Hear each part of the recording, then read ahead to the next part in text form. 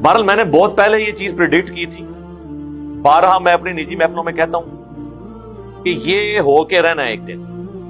Ultimately दो तकसीमें रह जानी है, एक वो लोग होंगे जो अपने आप को हुसैनी समझते होंगे और दूसरे वो होंगे जो अपने आप को बनु उमैया के गुलाम समझते होंगे। और आप देखें ये आवाज हर मकतब फिक्र में उठ गई है। इसको आप कह लें कि ततहीर शुरू हो गई है। सबसे पहले तो मैं शिया के अंदर आ जाता हूं ताकि सुनी वाली बातें तो बाद में करूं। अहले तशय्यो के यहां जिस लेवल की बिदात आ चुकी हुई थी, जिस किस्म के शिरकिया अकायद आ चुके हुए थे, इस चीज की जरूरत थी कि कोई एक बड़ी पर्सनैलिटी जो उनके अंदर से उठे और उनकी इस्लाह की कोशिश करें। और वो अल्लाह ताला ने सैयद जवाद नकवी साहब हाफिज़हुल्लाह ताला की शक्ल में, मैं समझता हूं कि अल्लाह ने अहले तशय्यो के मकतब में एक मुस्लिह और एक मुंजी और हादी के तौर पे उन्हें भेजा है। शिया के अंदर वो शिया नहीं है, गाली शिया नहीं है। ये शियों की बहुत ही समझे कोताही है, शियों की एक सुस्ती है कि गालियों को अपने मजहब से जुदा नहीं किया इन्होंने और गालियों को अलहदा नहीं किया। कादियानियों से बदतर गाली हैं, क्योंकि कादियानी अल्लाह का शरीक तो नहीं ठहराते किसी को, खातमुल अंबिया की खातमियत के मुनकिर हैं और इतने गलीज काफिर करार दिए गए हैं कि उनका नाम लेना कोई पसंद नहीं करता। इतनी नफरत मुसलमानों के अंदर इनकी निस्बत पैदा हुई है। लेकिन गाली जो इनसे कई दर्जा बदतर हैं, क्योंकि वो लोग अल्लाह का शरीक ठहराते हैं, वो अल्लाह की उलूहियत का इनकार करते हैं, लेकिन उनके लिए वो एहसास नहीं पाया जाता। तो ये शिया को ये काम करना चाहिए कि ये धोएं अपने दामन से। गाली नहीं है, मुसलमान नहीं है, इस्लाम से इनका कोई ताल्लुक नहीं है, तशय्यो तो दूर की बात है। ये शिया के अंदर सुस्ती है और इसका खुमियाजा शिया को भुगतना पड़ता है। ये गाली जितना शिर्क व कुफ्र बकते हैं वो शिया के नाम दर्ज हो रहा है, वो शिया के नाम लिखा जा रहा है। शिया यूं कहते हैं, शिया यूं कहते हैं, अजल है, पाक है दामन तशय्यो शिर्क से, कुफ्र से और इन चीजों से जो गाली अंजाम दे। देवबंद में आप देख लें, मौलाना तारिक जमील साहब ने भी थिंक आउट ऑफ बॉक्स किया और अहलुल बैत के हवाले से उन्होंने एक वाज़ेह स्टांस लिया। मन कुन्तु मौलाहु फहाज़ा अलीयुन मौला, ये हदीस बयान की, सैयदना अली के फज़ाइल बयान किए। हज़रत अली के बारे में अल्लाह के नबी ने फरमाया, मन कुन्तु मौलाहु फअलियुन मौलाहु, जिसका मैं मौला हूँ अली उसका मौला है। और यहाँ मौला से मुराद दोस्त नहीं है, ये हम दोस्त का तर्जुमा करते हैं आका, सरदार। जिसका मैं सरदार हूँ अली उसके सरदार हैं। ये चंद दिन पहले मुझे ख्याल आया कि हमें हज़रत अली नहीं कहना चाहिए, हमें मौला अली कहना चाहिए, कि मेरे नबी उनको हमारा मौला बना के गए हैं। हम समझते हैं सिर्फ ये शिया कहते हैं मौला अली, वो सही कहते हैं। आप सबके चेहरों पे मैं हैरानी देख रहा हूँ, हालांकि मैं आपको सही हदीस पेश कर रहा हूँ। मन कुन्तु मौलाहु फ़अलियुन मौलाहु, जिसका मैं मौला हूँ अली उसका मौला है। तो मैं अब हजरत अली नहीं कहता, मैं कहता हूँ मौला अली, कि उनका हक है। फिर बरेलवियों में मुफ्ती हनीफ कुरैशी साहब, अब ज़ाहिर है ये उनके बड़े मेन बंदे थे। आपको पता है कि आज से ऑलमोस्ट 10-11 साल पहले इनका मुनाजरा हुआ था तौसीफुर रहमान राशिदी साहब के बड़े भाई तालुर रहमान साहब के साथ पिंडी में। वहां से काफी इन्हें फेम मिला गुस्ताहाना इबारात की। अब इतनी फेम वाला बंदा ही अगर थोड़ा स्टांस लेता इस हवाले से तो उसका फायदा होना था। तो उन्होंने सैयदना अली हसन हुसैन के हवाले से एक हार्ड लाइन ली बरेलवियों के अंदर।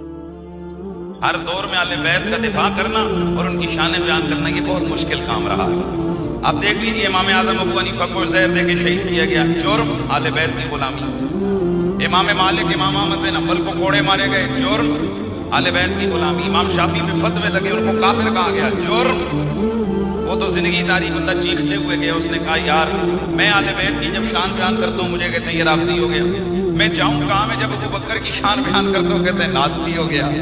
यार मैं करूँ क्या, मैं किधर जाऊँ? पर अब मेरा फैसला ये है, मैं ये दोनों काम करता रहूंगा ताकि मैं कब्र की मिट्टी में मिल जाऊँ,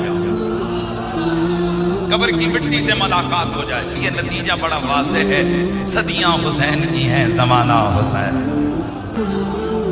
मिट गए वो बनु उमैया, मिट गए आले रसूल का जिक्र मिटाने के लिए आने वाले हैं। वो किसी ने कहा था ना कि कितने आला हैं मोहम्मद के घराने वाले। अहले हदीस में भी आप देख लें, शेख ज़ुबैर ज़ई रहमहुल्लाह ताला, मौलाना इसहाक साहब रहमहुल्लाह ताला, ये तो एक बड़े बुजुर्गों में से थे। अब दौरे हाज़िर में हाफिज उमर सिद्दीक साहब, انہوں نے ایک سٹانس لیا ہے. یزید جو ہے وہ ظالم و فاسق بادشاہ تھا جس کے دور حکمران میں اہل بیت کا قتل ہوا ہے. واقع ہررا اہل مدینہ صحابہ تابعین کا قتل ہوا ہے اور ان کو لوٹا گیا ہے اور بیت اللہ پر لشکر کشی کی گئی ہے. منکرین حدیث جتنے بھی ہیں وہ سب یزید کے حامی ہیں اور سیدنا حسین اور اہل بیت کے مخالف اور دشمن ہیں. آپ یہ دیکھیں کہ حافظ ابن حجر اور امام ذہبی اور ابن تیمیہ رحمہم اللہ یا دیگر افراد جو حدیث قسطنطنیہ کا مصداق یزید کو قرار دیتے ہیں، اس کے باوجود بھی وہ اس کو فاسق اور ظالم کہتے ہیں.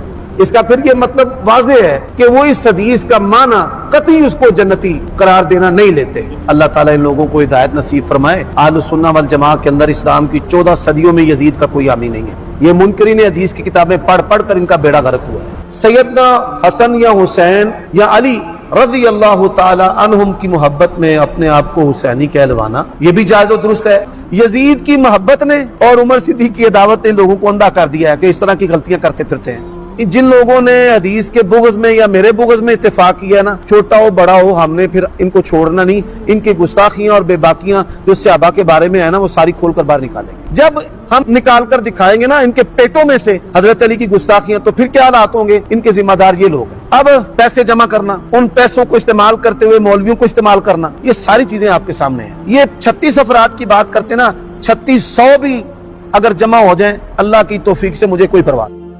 ان ساری چیزوں کے بعد میں عوام الناس سے یہ پوچھوں گا کہ یہ تمام علماء وہ ہیں جنہوں نے اپنے مکتب فکر کی صرف ایک بات سے اختلاف نہیں کیا، ان کو سمجھایا ہے کہ تمہارے اصول اور مبادی پر ہی یہ بات یوں نہیں یوں ہے، اور ہمارے ہی بزرگوں نے یہ بات یوں نہیں یوں لکھی ہے، لیکن تم نے دوسرے فرقے کی ٹسل میں اس بات کو دوسرے طریقے سے بیان کیا ہے.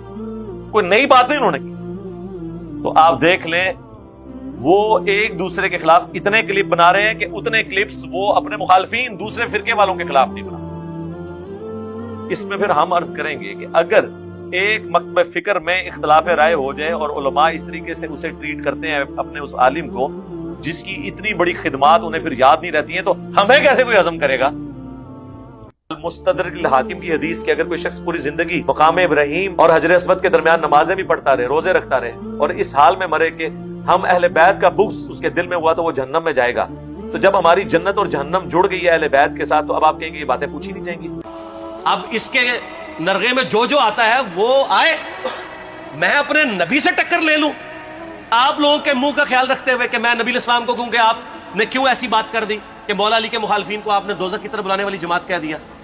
تو لیں آپ ٹکر، جائیں سیدھا دوزخ میں، اور تھوڑی جرت کریں آپ یہ کہا کریں کہ اے اللہ، اپنے لیے کہا کریں کہ اللہ تعالیٰ آپ کا حشر یزید اور یزید کے آباء و اجداد کے ساتھ کرے اور اس کی اولاد کے ساتھ.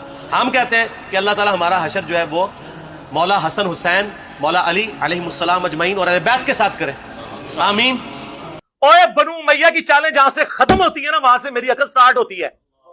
تم نے وہ مولا علی کو جنگ صفین میں دھوکہ دیا تھا نا، مومن دوسری دفعہ سراغ سے نہیں ڈسا جاتا.